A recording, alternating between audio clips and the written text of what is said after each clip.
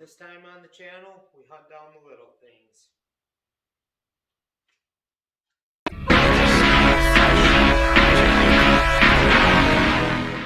So if you caught the last episode, you know that I got the 427 running again. Seems to run pretty damn good. I got a little bit of wiring to take care of. For some reason, the water pump and the fans didn't kick on. So, got to look into that. I don't have power from the battery to the relay, which is weird. Everything's hooked up. One thing I didn't do this time was put a ground from the firewall to the back of the block. I didn't do that this time. That's the only thing I didn't do the same as any other time. Otherwise, it still has a battery to block ground. It has a ground from the frame to the block, and then it has another one from the frame to the head. So, I mean, there's plenty of grounds. I'll still put the firewall one on just to eliminate that out of there. But I think first thing I'm going to do is retorque the heads, retorque the intake, change the header gaskets, torque the headers down, check my bolts, go through and start digging in this wiring. So here we go.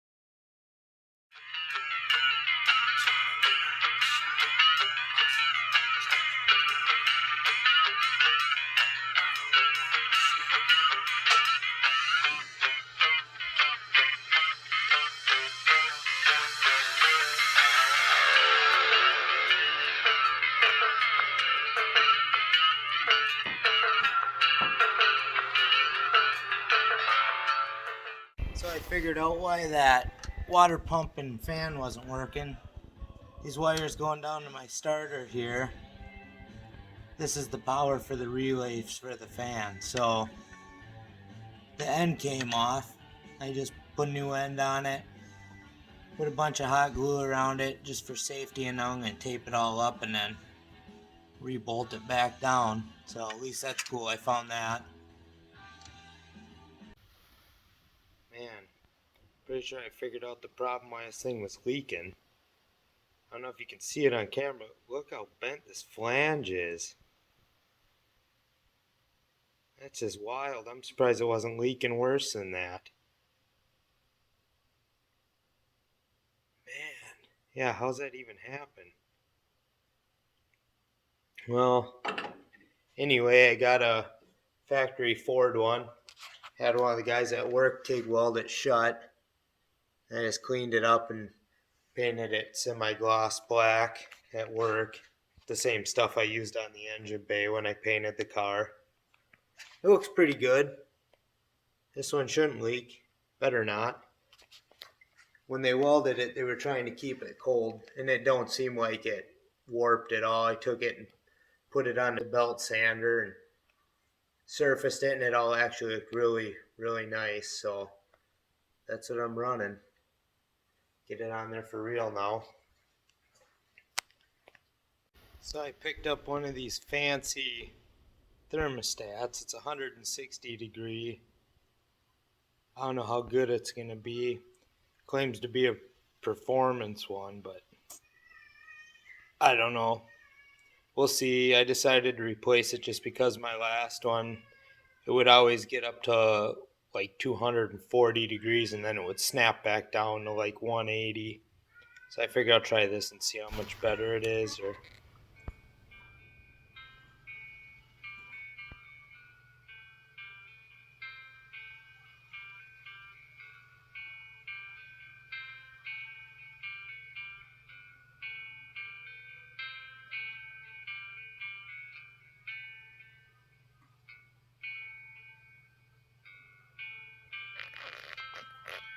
Okay, so I got that hot wire fixed coming off of the starter. There was a ground wire on the water pump. I really didn't like how I had it run into the head. So I ended up moving that to the bottom of the oil pan. So I got it going right to there. Hopefully that's a good enough ground. I'm going to check it, but it looks better there. And at least it's going to the block. I mean, yeah, it's going through the pan and the gasket, but I would think the stud going into the block's got to be a good enough ground. I mean, comment if I'm wrong. Alright, well, I got that thermostat housing on. Thermostat's in there. She's filled up with water. Put the grill back in. Miss seeing it this way. I got a little bit of wiring to take care of yet. I got this unplugged. I got to run my trans brake wire, which is this little guy right here.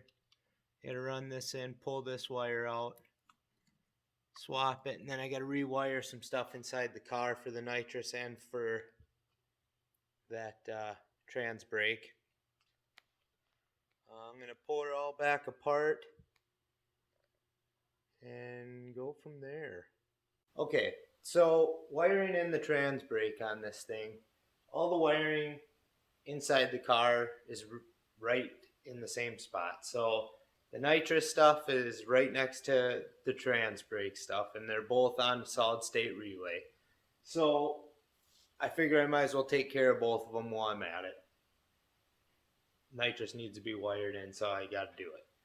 So right now, I guess I had it set up on a button in the center console. I'd flip a switch on. The fuel pump would kick on the standalone fuel system. I just got a little fuel cell back there. So that would kick on as soon as I turned the nitrous on. Well, then I had a button to actually spray it. Well, now I think what's going to end up happening, just because it looks easiest on these diagrams or whatever, I'm going to just have it at wide open throttle. And so I'll have a on switch with a solid state relay so I can do a progressive.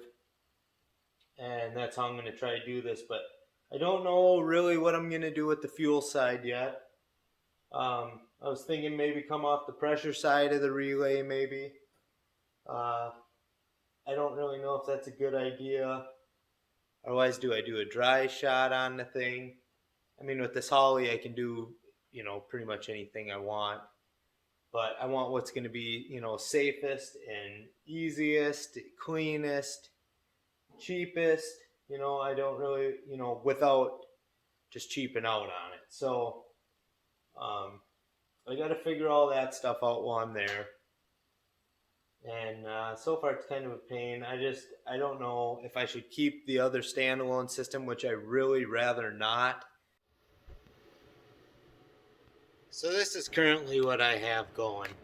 So this is the fuel cell for the 116 or whatever, and it comes out of here, goes into a filter, hits another filter, goes to the pump, just an Edelbrock, 8 psi pump or whatever. Comes out of there into a pressure sensor, and then goes down underneath the car into the solenoid. not real proud of the way it worked out, with the hose. I don't know. I just don't really care for the way it looks. And I'm thinking too, I'm going to do a rear mount battery. So that's going to end up being where that goes. I'm almost sure, unless I, for some reason, keep this little fuel cell, but I probably won't. So I got to get that taken care of. At least now you know what I'm talking about. It would just be nice to run it off my other tank, because with the other standalone, what I was doing before is I was running 118 or 116, whatever, in the little fuel cell. So that would just spray in good gas every time I would spray it, and it was just one more safety. But now being on E85, I don't really know how that works to mix the E85 with normal race gas. And is that a good idea? Let me know if it is or isn't. But I would almost rather just it all be corn fed, not have to worry about going and finding race gas and everything else. It'd just be nice just to, one stop shop. The thing, I fill it up at the pump, I can spray it, and it's no big deal. So that's what I'm going to be figuring out probably on the next one. Um, I don't know. I don't know. I guess I'm kind of looking for ideas on what I should do. I want to get it done as soon as possible. I mean, it's already February, so time's ticking now. I got to get this tranny back out, send that out, get it fixed. I got to send this converter out to dynamic, get that rebuilt. Well, just torn apart and cleaned anyway. Hopefully not rebuilt. Um, so we'll see. I mean, that's where I'm going to be going next with this thing, is trying to figure out what I'm going to do with this nitrous, with the the fuel side and everything. The wiring don't look too bad.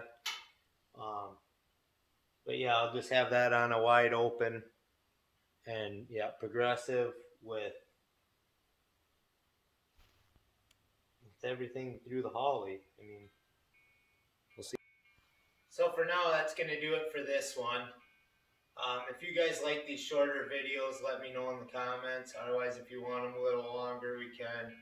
I'm just waiting on the UPS truck to get here, so kind of at a standstill, and it's not really working out for my channel to sit here and wait a month in between or whatever. It just, I think, takes so long to get now, or it's some of the stuff isn't worth recording, so it's kind of hard just to do this a little here and a little there. I got to get these things rolling. So if you like what I'm doing, let me know. Give me a thumbs up, comment. If you see something I'm doing wrong, I'm always learning, so let me know.